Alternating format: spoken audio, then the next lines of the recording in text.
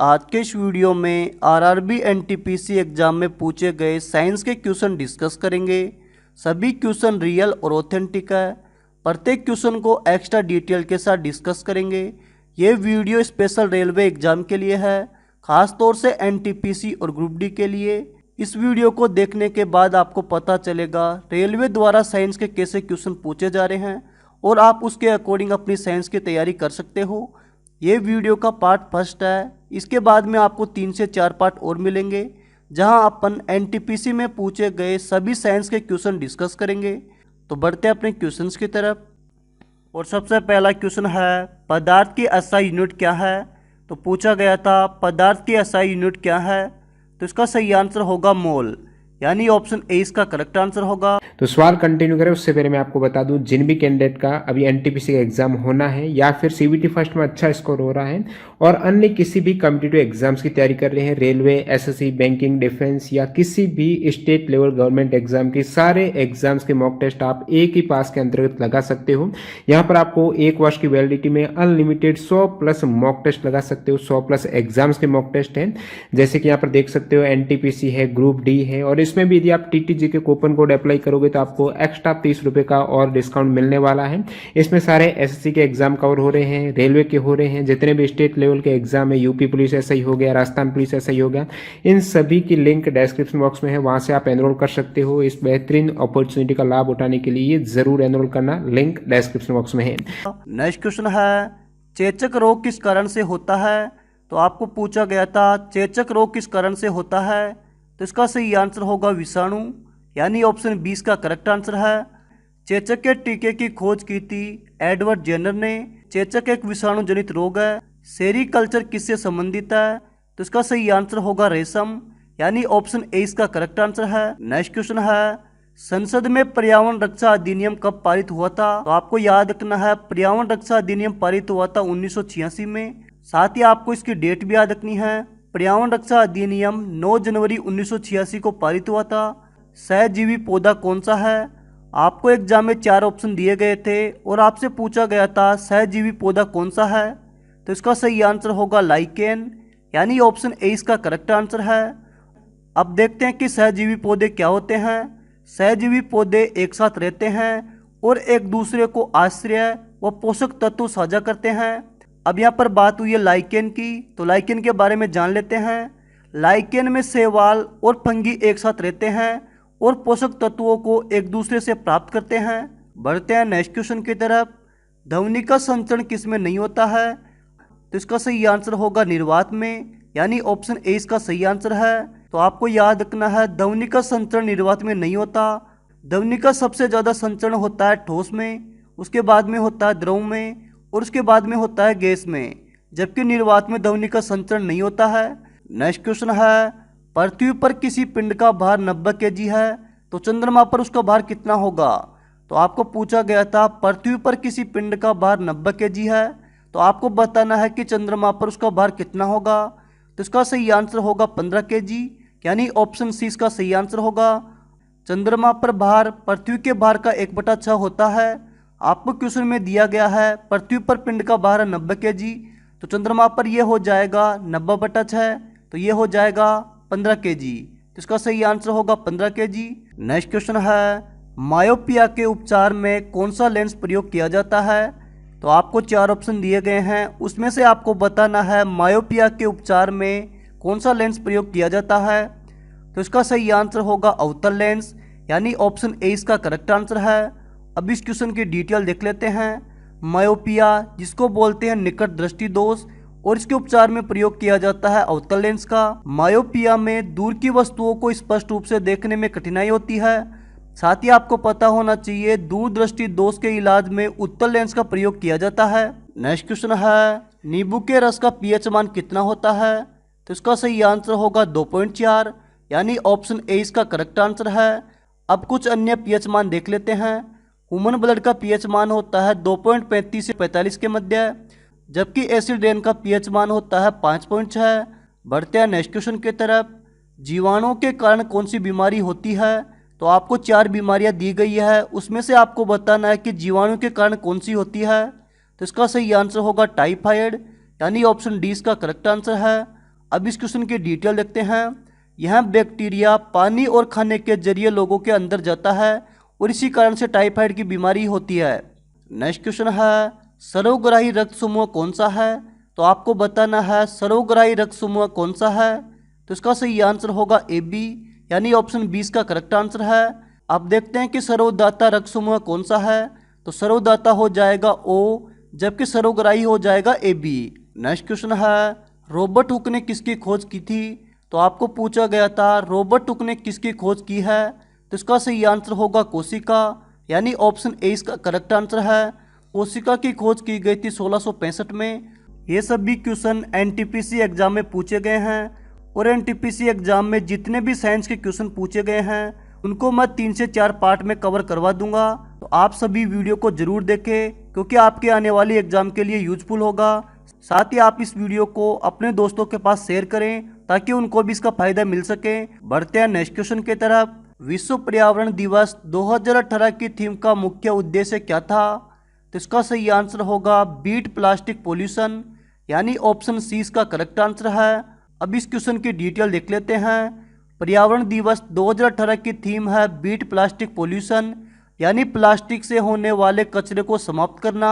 जबकि 2020 में विश्व पर्यावरण दिवस की थीम है टाइम फॉर नेचर। 2019 में विश्व पर्यावरण दिवस की थीम है बीट एयर पोल्यूशन। तो आपको ये तीनों याद रखनी है, आपको आगे भी एग्जाम में पूछा जा सकता है। चूने के पानी का सूत्र क्या है? तो आपको 4 फॉर्मूला दिया गया है, उनमें से आपको बताना है कि चूने के पानी का फॉर्मूला कौन सा है। तो इसका सही आंसर होगा CaOH2।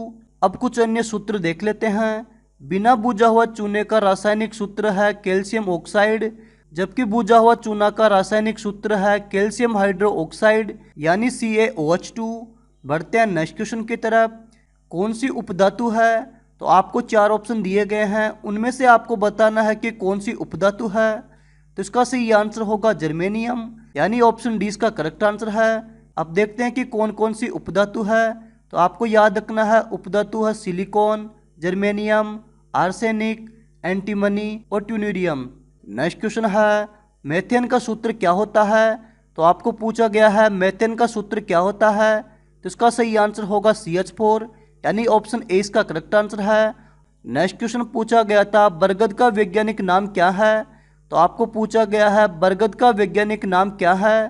तो इसका सही आंसर होगा फिकस बेंगालेसिस, यानी ऑप्शन 20 का करेक्ट आंसर है। अब कुछ अन्य वैज्ञानिक नाम देख लेते हैं। जैसे आम का वैज्ञानिक नाम है मैंगीफेरा इंडिका, जबकि एप्पल का साइंटिफिक नेम है मल्स डोमेस्टिका। नेक्स्ट क्वेश्चन है कोशिका की खोज किसने की थी? ये क्वेश्चन दोबारा रिपीट हुआ है, इससे पहले भी ये पूछा गया था। तो इसका सही आंसर होगा रॉबर्ट हुक ने, यानी ऑप्शन ए इसका करेक्ट आंसर है। साथ ही याद रखना है कोशिका की खोज की गई थी 1665 में। नेक्स्ट क्वेश्चन है न्यूटन के गति के प्रथम नियम को क्या कहते हैं? तो इसका सही आंसर होगा जड़त्व का नियम, यानी ऑप्शन ए इसका करेक्ट आंसर है। तो आपको याद रखना है न्यूटन के गति के प्रथम नियम को बोलते हैं जड़त्व का नियम। अब न्यूटन के अन्य नियम भी देख लेते हैं। गति का प्रथम नियम है उसे बोलते हैं जड़त्व का नियम। गति का द्वितीय नियम है उसे बोलते हैं संवेग का नियम। गति का तीसरा नियम है उसे बोलते हैं क्रिया प्रतिक्रिया का नियम। तो ये सभी आपको याद रखने हैं, आगे भी एग्जाम में पूछे जा सकते हैं। भौतिकी में किसको 2 बार नोबेल प्राइज मिला है? तो आपको पूछा गया है भौतिकी में 2 बार नोबेल प्राइज किसे मिला है। तो इसका सही आंसर होगा जॉन बर्डीन, यानी ऑप्शन 20 का करेक्ट आंसर है। अब इस क्वेश्चन की डिटेल देख लेते हैं। जॉन बर्डीन को 2 बार नोबेल प्राइज मिला है और ये मिला था फिजिक्स में, और इनको मिला था 1956 और 1972 में। International committee of red cross को शांति का पुरस्कार 3 बार दिया गया है और ये दिया गया था 1917 में, 1944 में और 1963 में। साथ ही आपको याद रखना है अब तक 4 लोगों को 2 बार नोबेल प्राइज दिया जा चुका है।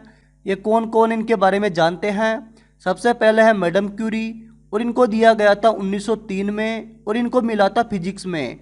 दूसरी बार इनको मिला था 1911 में और इनको मिला था केमिस्ट्री में। साथ ही आपको याद रखना है नोबेल प्राइज जीतने वाली ये प्रथम महिला भी थी। नेक्स्ट है जॉन बर्डीन, और इनको मिला था 1956 में फिजिक्स में और 1972 में भी मिला था फिजिक्स में। नेक्स्ट है फ्रेडरिक सेंगर, और इनको 1958 में मिला था केमिस्ट्री में और 1980 में भी मिला था केमिस्ट्री में। नेक्स्ट है लिनस पॉलिंग, और इनको मिला था 1954 में केमिस्ट्री में, जबकि 1962 में मिला था शांति के लिए। किसी कोशिका का दो भागों में विभाजित होकर दो नई कोशिकाओं का निर्माण करना क्या कहलाता है? तो इसका सही आंसर होगा द्विविखंडन, यानी ऑप्शन ए इसका करेक्ट आंसर है। अब इसके अपन डिटेल देख लेते हैं। सबसे पहले देखते हैं द्विविखंडन के उदाहरण। द्विविखंडन में आते हैं अमीबा, पैरामीशियम, लेशमेनिया। अब देखते हैं कि मकुलन क्या होता है। मकुलन की प्रक्रिया में एक छोटा अंकुर जनक जीव के शरीर पर विकसित होता है। साथ ही याद रखना है हाइड्रा और ईस्ट में भी मकुलन होता है। अब देखते हैं भविखंडन। भविखंडन एक अलैंगिक प्रजनन की प्रक्रिया है जिसमें जनक कोशिका कई नए जीवों के निर्माण के लिए विभाजित होती है, और इसका एक उदाहरण है प्लाज्मोडियम। तो आपको याद रखना है प्लाज्मोडियम है भविखंडन। नेक्स्ट क्वेश्चन पूछा गया था अल्टीमीटर, बैरोमीटर व थर्मोमीटर को क्या कह सकते हैं? तो इसका सही आंसर होगा मापक यंत्र, यानी ऑप्शन ए इसका करेक्ट आंसर है। अब कुछ अन्य मापक यंत्र का उपयोग देखते हैं। बैरोमीटर का उपयोग किया जाता है वायुमंडलीय दाब को मापने के लिए। थर्मोमीटर का उपयोग किया जाता है ताप को मापने के लिए, जबकि अल्टीमीटर का प्रयोग किया जाता है ऊंचाई को मापने के लिए। बढ़ते हैं नेक्स्ट क्वेश्चन की तरफ। ओजोन के एक अणु में कितने ऑक्सीजन होते हैं? तो इसका सही आंसर होगा 3, यानी ऑप्शन 20 का करेक्ट आंसर है। अब आपको पता होगा ओजोन का फॉर्मूला होता है O3, जिसमें ऑक्सीजन होते हैं 3। भोजन के पाचन में सहायक है। तो आपको 4 ऑप्शन दिए गए हैं, इनमें से आपको बताना है कि भोजन के पाचक में सहायक कौन सा है। तो इसका सही आंसर होगा लार ग्रंथियाँ, यानी ऑप्शन सी इसका करेक्ट आंसर है। नेक्स्ट क्वेश्चन है पेड़ों में जड़ से पत्तियों तक जल को कौन सा ऊतक ले जाता है? तो इसका सही आंसर होगा जाइलम, यानी ऑप्शन ए इसका करेक्ट आंसर है। कितने डिग्री सेल्सियस ताप बढ़ने पर अभिक्रिया का वेग दोगुना हो जाता है? तो इसका सही आंसर होगा 10 डिग्री।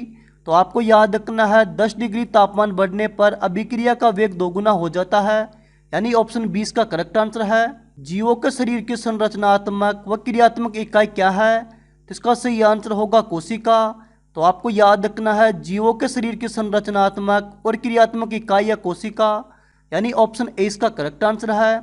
अब इसके अपन डिटेल देख लेते हैं। कोशिका के अध्ययन के विज्ञान को बोलते हैं साइटोलॉजी। कोशिका की खोज की गई थी रॉबर्ट हुक द्वारा, और इसकी खोज हुई थी 1665 में। सबसे छोटी कोशिका है राइबोसोम। मानव शरीर की सबसे बड़ी कोशिका है तंत्रिका तंत्र। नेक्स्ट क्वेश्चन है कार्बन के अपर रूप कौन सा है? आपको 4 ऑप्शन दिए गए हैं, उनमें से आपको बताना है कार्बन का अपर रूप कौन सा है। तो इसका सही आंसर होगा हीरा, यानी ऑप्शन सी इसका करेक्ट आंसर है। अब कार्बन के अपर रूप देख लेते हैं कि कार्बन के अपर रूप कौन कौन से हैं। कार्बन का अपर रूप है हीरा, ग्रेफाइट व फुलरेन। अब देखते हैं कि अपर रूप क्या होता है। जब एक तत्व 2 या 2 से अधिक रूपों में पाया जाता है जिनके गुणधर्म एक दूसरे से भिन्न होते हैं, तो उस तत्व के इस गुण को बोलते हैं अपर रूपता, तथा विभिन्न रूपों को बोलते हैं अपर रूप। नेक्स्ट क्वेश्चन है खाद्य श्रृंखला में तृतीय पोषण स्तर पर कौन सा उपभोक्ता होता है? तो इसका सही आंसर होगा द्वितीय उपभोक्ता, यानी ऑप्शन 20 का करेक्ट आंसर है। अब इसके अपन डिटेल देख लेते हैं। मांसाहारी जो कि द्वितीय पोषण स्तर का उपभोग करते हैं और इन्हें बोलते हैं तृतीय पोषण स्तर। प्राथमिक उपभोक्ता शाकाहारी प्राणी जो कि प्रथम पोषण स्तर का उपभोग करते हैं उन्हें बोलते हैं द्वितीय पोषण स्तर। प्रथम पोषण स्तर में उत्पादक होते हैं हरे पौधे। नेक्स्ट पोषण स्तर 4, इसके अंतर्गत मनुष्य को सम्मिलित किया गया है। मनुष्य अपने पोषण के लिए उपरोक्त तीनों पोषण स्तर पर निर्भर करता है। किस प्रदूषण में श्वसन संबंधी बीमारी होती है? तो आपको 4 प्रदूषण दिए गए हैं, उनमें से आपको बताना है श्वसन संबंधी बीमारी किसमें होती है। तो इसका सही आंसर होगा वायु प्रदूषण, यानी ऑप्शन ए इसका करेक्ट आंसर है। नेक्स्ट क्वेश्चन है कौन सा संक्रामक रोग नहीं है? तो आपको 4 ऑप्शन दिए गए हैं, उनमें से आपको बताना है कौन सा संक्रामक रोग नहीं है। तो इसका सही आंसर होगा बीपी। अब आपको पता होगा बीपी का फुल फॉर्म होता है ब्लड प्रेशर, और बीपी को जानते हैं हाइपरटेंशन के नाम से। गति के नियम किसने दिए थे? तो इसका सही आंसर होगा न्यूटन ने। तो आपको याद रखना है गति के नियम दिए थे न्यूटन ने, यानी ऑप्शन ए इसका करेक्ट आंसर है। नेक्स्ट क्वेश्चन है यदि द्रव्यमान 14 kg, वेग 2 मीटर प्रति सेकंड है, तो आपको बताना है कि संवेग क्या होगा। तो इसका सही आंसर होगा 28, यानी ऑप्शन ए इसका करेक्ट आंसर होगा। अब आपको पता होगा संवेग बराबर होता है द्रव्यमान इंटू वेग। आपको द्रव्यमान दिया गया है 14 kg और वेग दिया गया है 2 मीटर प्रति सेकंड। जब 14 इंटू 2 करेंगे तो ये हो जाएगा 28 मीटर प्रति सेकंड। तो इसका सही आंसर हो जाएगा 28 मीटर प्रति सेकंड। क्लोरोफ्लोरोकार्बन को कौन मुक्त करता है? तो इसका सही आंसर होगा रेफ्रिजरेटर, यानी ऑप्शन ए इसका करेक्ट आंसर है। साथ ही आपको याद रखना है ओजोन परत के संरक्षण के लिए है मॉन्ट्रियल प्रोटोकॉल, और इस पर साइन किया गया था 26 अगस्त 1987 को। नेक्स्ट क्वेश्चन है राष्ट्रीय विज्ञान दिवस कब मनाया जाता है?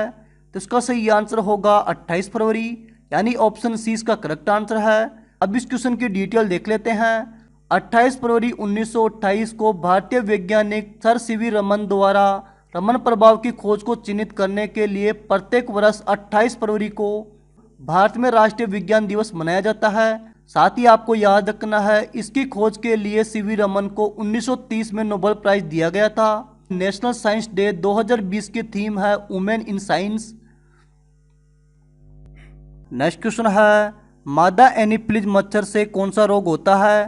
तो इसका सही आंसर होगा मलेरिया, यानी ऑप्शन 20 का करेक्ट आंसर है। डेंगू विषाणु जनित रोग है। डेंगू रोग होता है एंडीज मच्छर के काटने से।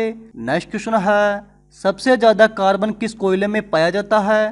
तो इसका सही आंसर होगा एंथ्रेसाइट में, यानी ऑप्शन डी इसका करेक्ट आंसर है। तो याद रखना है सबसे ज्यादा कोयला पाया जाता है एंथ्रेसाइट में। यह सबसे उच्च गुणवत्ता वाला कोयला है। इसमें कार्बन की मात्रा 94 से 98% होती है। सबसे ज़्यादा कार्बन पाया जाता है एंथ्रेसाइट कोयला में, उससे कम पाया जाता है बिटुमिनस में, उससे कम पाया जाता है लिग्नाइट में, और सबसे कम पाया जाता है पिट में। साथ ही याद रखना है सबसे घटिया किस्म का कोयला है पिट। सबसे पहले कृत्रिम उर्वरक का प्रयोग किस सदी में हुआ था? तो इसका सही आंसर होगा 19वीं सदी में।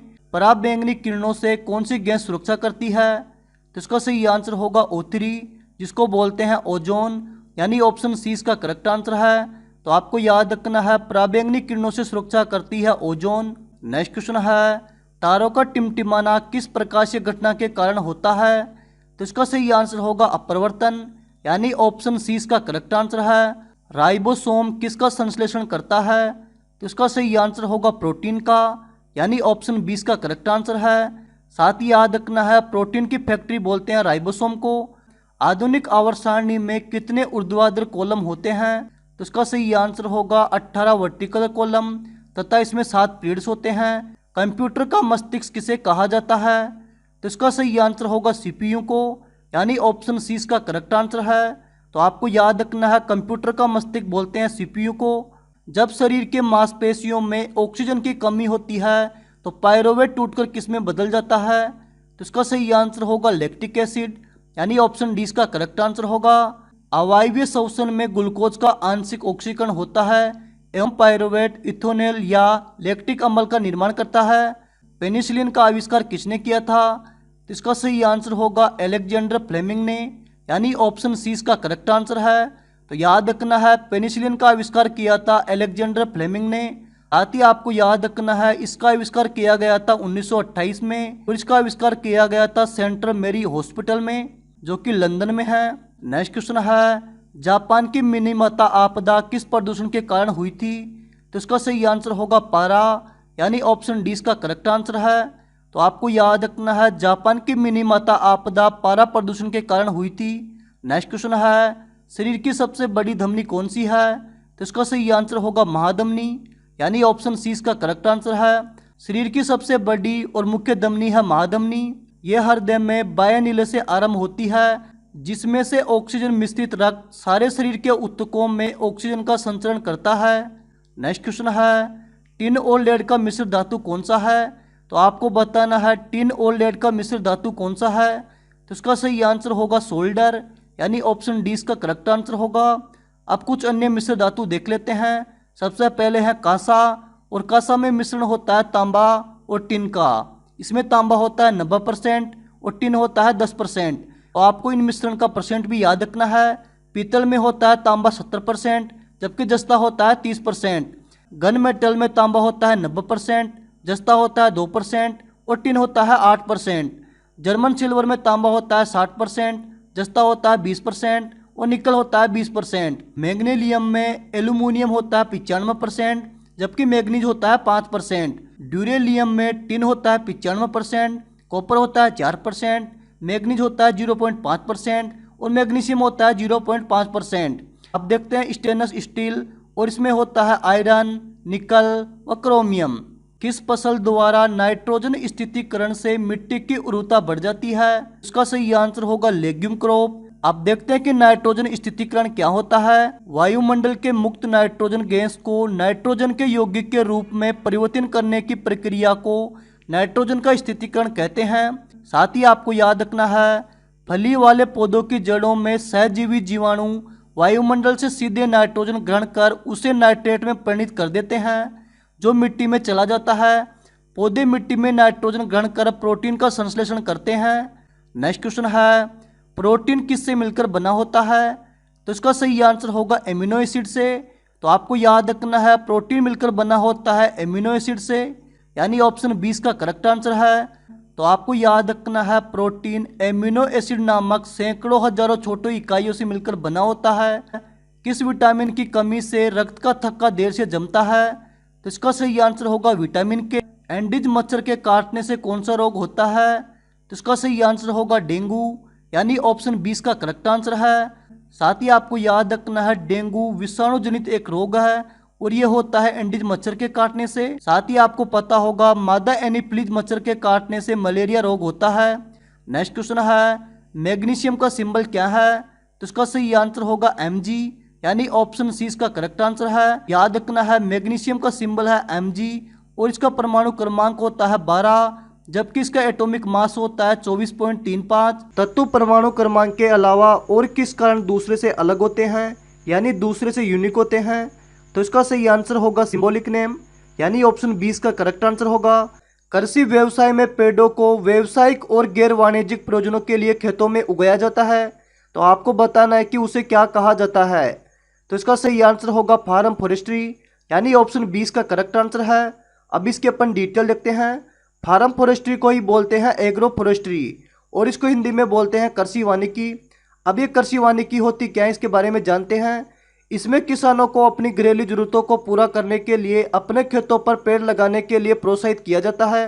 नेक्स्ट क्वेश्चन है, नेत्र की वह क्षमता जिसके कारण वह अपनी फोकस दूरी को समायोजित करके निकट व दूरस्थ वस्तुओं को रेटिना पर फोकसित कर लेता है, तो आपको बताना है कि वह क्या कहलाती है। तो इसका सही आंसर होगा समझन क्षमता, यानी ऑप्शन सी इसका करेक्ट आंसर है। समझन क्षमता के कारण ही नेत्र भिन्न भिन्न दूरी पर रखी वस्तुओं का स्पष्ट बिंब रेटिना पर बनाता है। नेक्स्ट क्वेश्चन है, जलती हुई मोमबत्ती में पिघला हुआ मोम किस प्रक्रिया द्वारा बत्ती पर ऊपर चढ़ता है? तो इसका सही आंसर होगा केशिकत्व, यानी ऑप्शन सी इसका करेक्ट आंसर है। किस उपकरण की सहायता से पेड़ पौधों की वृद्धि की गणना की जाती है? तो इसका सही आंसर होगा वनस्पति वृद्धिमापी, यानी ऑप्शन सी इसका करेक्ट आंसर होगा। केस्कोग्राफ भी पौधों में वृद्धि को मापने के लिए एक उपकरण है। इसका आविष्कार किया गया था 20वीं शताब्दी में और इसका आविष्कार किया था सर जगदीश चंद्र बोस ने। छोटी आंत में अंगुली नुमा संरचना या प्रवर्धन क्या कहलाती है? तो इसका सही आंसर होगा अंकुर, यानी ऑप्शन 20 का सही आंसर होगा। तो आपको याद रखना है, छोटी आंत में अंगुली नुमा संरचना कहलाता है अंकुर। छिपे हुए प्रजनन अंग वाले पौधों को क्या कहा जाता है? तो इसका सही आंसर होगा क्रिप्टोगम। क्रिप्टोगम एक ऐसा पौधा है जो फूलों या बीजों के बिना बीजाणुओं द्वारा प्रजनन कर लेता है। अब देखते हैं जिम्नोस्पर्म। इसमें बीज फलों के अंदर बंद नहीं होते, जैसे हो गया पाइनस व सेंडर। किस जैव रासायनिक प्रक्रिया के दौरान खमीर शर्करा को इथेनॉल, कार्बन डाइऑक्साइड व अन्य उत्पाद में परिवर्तित कर देता है? तो इसका सही आंसर होगा किण्वन, यानी ऑप्शन ए इसका सही आंसर होगा। तो आपको याद रखना है, किण्वन के कारण ही खमीर शर्करा को इथेनॉल, कार्बन डाइऑक्साइड व अन्य उत्पाद में परिवर्तित कर देता है। जानवरों के व्यवहार को अध्ययन को क्या कहते हैं? तो इसका सही आंसर होगा इथियोलॉजी, यानी ऑप्शन सी इसका करेक्ट आंसर होगा। नेक्स्ट क्वेश्चन है, कोशिका की ऊर्जा की इकाई क्या है? तो इसका सही आंसर होगा एटीपी, यानी ऑप्शन ए इसका करेक्ट आंसर है। तो आपको याद रखना है, कोशिका की ऊर्जा की इकाई है एटीपी। अब ये एटीपी क्या होता है, इसके बारे में जान लेते हैं। एटीपी को कोशिका की ऊर्जा मुद्रा भी कहते हैं। माइटोकॉन्ड्रिया में भोजन के ऑक्सीकरण से ऊर्जा मुक्त होती है और यही ऊर्जा एटीपी के रूप में संचित होती है। इसलिए माइटोकॉन्ड्रिया को कोशिका का शक्ति गृह भी कहा जाता है। साथ ही आपको याद रखना है, एक अणु ग्लूकोज के पूर्ण रूप में ऑक्सीकरण के फलस्वरूप 38 अणु एटीपी का निर्माण होता है। आयोडीन की कमी से किस ग्रंथि में सूजन आ जाती है? तो इसका सही आंसर होगा थायराइड ग्रंथि, यानी ऑप्शन सी इसका करेक्ट आंसर है। तो आपको याद रखना है आयोडीन की कमी के कारण ही थायराइड ग्रंथि में सूजन आ जाती है।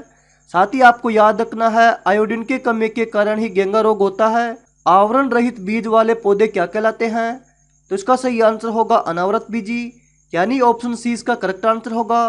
तो आपको याद रखना है आवरण रहित बीज वाले पौधे कहलाते हैं अनावृत बीजी। अनावृत बीजी को ही बोलते हैं नग्न बीजी और इसको इंग्लिश में बोलते हैं जिम्नोस्पर्म।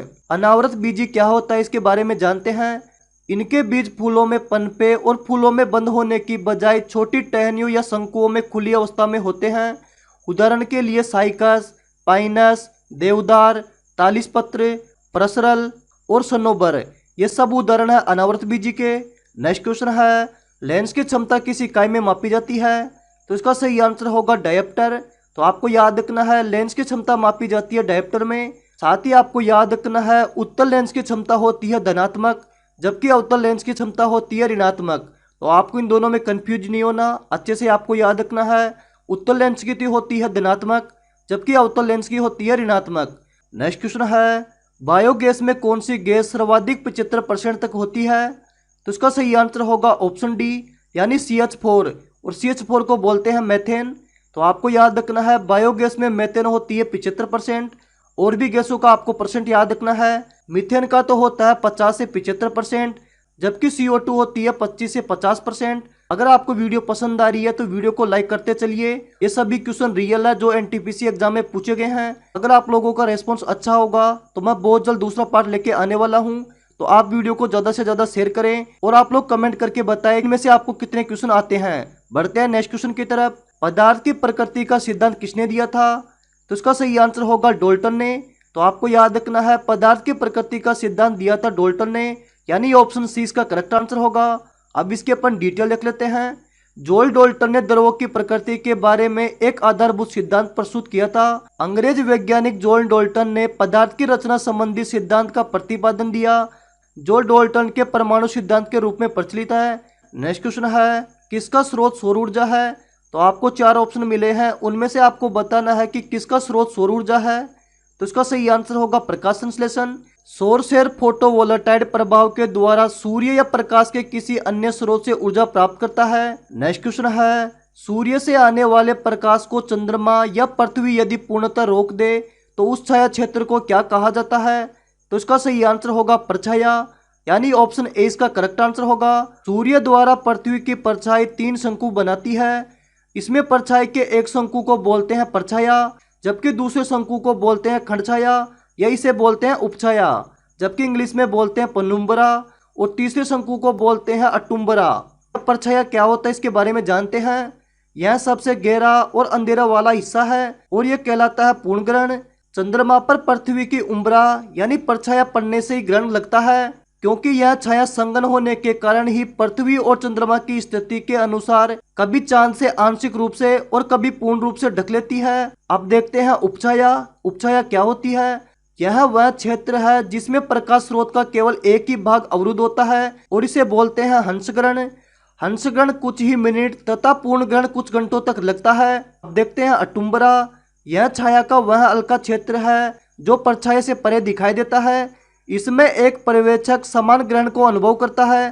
चंद्रग्रहण तब होता है जब पृथ्वी सूर्य व चंद्रमा के बीच में आ जाती है, जबकि सूर्य ग्रहण तब होता है जब चंद्रमा पृथ्वी और सूर्य के बीच में आ जाता है। नेक्स्ट क्वेश्चन है सापेक्षिकता का सिद्धांत किसने दिया था? तो इसका सही आंसर होगा अल्बर्ट आइंस्टीन ने। नेक्स्ट क्वेश्चन है मृत कोशिकाओं का निष्कासन या अपशिष्ट पदार्थों का निष्कासन कौन सा कोशिकांग करता है? तो इसका सही आंसर होगा लाइसोसोम, यानी ऑप्शन डी इसका करेक्ट आंसर है। लाइसोसोम का मुख्य कार्य पाचन करना होता है। साथ ही आपको याद रखना है लाइसोसोम को कोशिका की आत्मघाती थैली भी कहा जाता है। नेक्स्ट क्वेश्चन है किसे इलेक्ट्रॉन की खोज हेतु नोबेल प्राइज दिया गया है? तो इसका सही आंसर होगा जे थॉमसन, यानी ऑप्शन ए इसका करेक्ट आंसर है। तो आपको याद रखना है इलेक्ट्रॉन की खोज की थी जे थॉमसन ने और इनको नोबेल प्राइज मिला था 1906 में। ब्लड में ऑक्सीजन को फेफड़ों से शरीर के सभी ऊतकों तक ले जाने में कौन सहायक है? तो इसका सही आंसर होगा हीमोग्लोबिन, यानी ऑप्शन 20 का करेक्ट आंसर है। नेक्स्ट क्वेश्चन है सोनार का फुल फॉर्म क्या होता है? तो सोनार का फुल फॉर्म होता है साउंड नेविगेशन रेंजिंग, यानी ऑप्शन ए इसका करेक्ट आंसर होगा। इसका उपयोग पराध्वनि तरंगों के इस्तेमाल में किया जाता है। जल में स्थित पिंडों की दिशा, दूरी और वेग को मापने के लिए इसका उपयोग किया जाता है। इसमें उपयोग किया जाता है अल्ट्रासोनिक वेव का, जिसकी फ्रीक्वेंसी होती है 20,000 हर्ट्ज। अगर किसी व्यक्ति की किडनी काम नहीं करती है तो उसके उपचार हेतु कौन सी प्रक्रिया का उपयोग किया जाता है? तो इसका सही आंसर होगा हेमोडायलिसिस। अपोहन, जिसको बोलते हैं डायलिसिस, रक्त शोधन की एक कृत्रिम विधि है। डायलिसिस की प्रक्रिया को तब अपनाया जाता है जब किसी व्यक्ति के वक्रक यानी गुर्दे सही तरीके से काम नहीं करते हैं। नेक्स्ट क्वेश्चन है, कौन सी ग्रंथि हाइपोथैलेमस के निचले हिस्से में स्थित होती है और जिसे मास्टर ग्रंथि भी कहा जाता है? तो इसका सही आंसर होगा पीयूष ग्रंथि, यानी ऑप्शन सी इसका करेक्ट आंसर होगा। अब इसके अपन डिटेल देखते हैं। पीयूष ग्रंथि, जिसको बोलते हैं पिट्यूटरी ग्रंथि, इसका आकार एक मटर के दाने के जैसा होता है और इसका वजन होता है 0.6 ग्राम। आई होप कि आपको ये वीडियो पसंद आया होगा। आप लोग कमेंट करके बताओ कि आपको वीडियो कैसे लगा और एनटीपीसी में पूछे गए साइंस के क्वेश्चन में से आपको कितने क्वेश्चन आते थे। अगर आपको ये वीडियो पसंद आया तो वीडियो को लाइक करना, साथ ही इस वीडियो को आप स्टडी ग्रुप में जरूर सेंड करना ताकि और स्टूडेंट का भी फायदा हो सके। जैसे आपको पता होगा अपन 1 मिलियन के बहुत करीब हैं, तो जो स्टूडेंट नए हैं वो चैनल को सब्सक्राइब कर लीजिए। अगर आपको इस वीडियो की पीडीएफ चाहिए तो आप टेलीग्राम से ऐड होकर वीडियो की पीडीएफ डाउनलोड कर सकते हो। टेलीग्राम का लिंक आपको डिस्क्रिप्शन में मिल जाएगा। साथ ही आप लोग कमेंट करके बताना कि आपको सेकंड पार्ट में 100 क्वेश्चन चाहिए या फिर 200 क्वेश्चन, इसके बारे में आप कमेंट करके जरूर बताना। Thank you watching this video. Have a nice day.